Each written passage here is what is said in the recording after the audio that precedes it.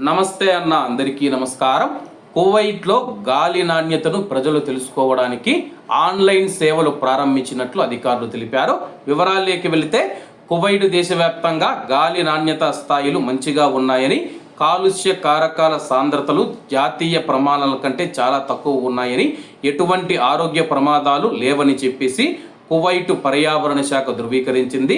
అధికార సంస్థ యొక్క గాలి నాణ్యత పర్యవేక్షణ ప్లాట్ఫామ్ నుంచి అందించిన సమాచారం మేరకు ఫాహిల్, రుమైతియా, అలీసబా, ఆల్సలం వంటి ప్రాంతాల్లో సహా పలు కేంద్రాల్లో గాలి కాలుష్యం చాలా తక్కువ స్థాయిలో నమోదయ్యిందని, అలాగే మనం చూసుకుంటే దుమ్ము, ధూళి, కణాల పదార్థాలు, వాయు ఉద్గారాలు ఏవైతే ఉన్నాయో సురక్షితమైన పరిమితుల్లోనే ఉన్నాయని చెప్పేసి ఈ ప్లాట్ఫామ్ ద్వారా కువైట్లో ఉన్న ప్రజలు నిజ సమయ గాలి నాణ్యత సూచికలను ట్రాక్ చేయడం, గత పర్యావరణ డేటాను యాక్సెస్ చేయడం మరియు వాతావరణ ఆధారిత మార్గదర్శకాలు పొందడం వంటివి చేయవచ్చని, తద్వారా ప్రవాసులు మరియు కువైటీలు పర్యావరణ పరిస్థితుల గురించి ఎప్పటికప్పుడు తెలుసుకోవడానికి ఇది సహాయపడుతుందని చెప్పేసి ప్రస్తుతం కువైట్లో మనం చూసుకుంటే రీడింగులు అతి తక్కువ స్థాయిలో కాలుష్యాన్ని సూచిస్తూ ఉన్నాయి.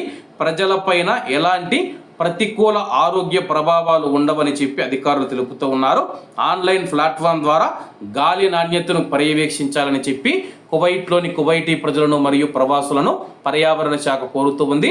ప్రస్తుతం యుద్ధం జరుగుతూ ఉన్న వేళ చాలా వరకు మనం చూసుకుంటే కువైట్ ఎయిర్పోర్టు పైన కువైట్ చమురు కేంద్రాలు, గ్యాస్ కేంద్రాలు, అలాగే ఇతర ప్రదేశాలలో ఓడరేవులు మనం చూసుకుంటే కానీ లక్ష్యం చేసుకుని క్షిపణులు మరియు డ్రోన్ దాడులు జరిగిన తర్వాత కువైట్ గాలిలో నాణ్యత ఉందా లేదా, ఏమైనా కాలుష్యం పెరిగిందని చెప్పేసి చాలామంది ప్రజలైతే భయపడుతూ ఉన్నారు.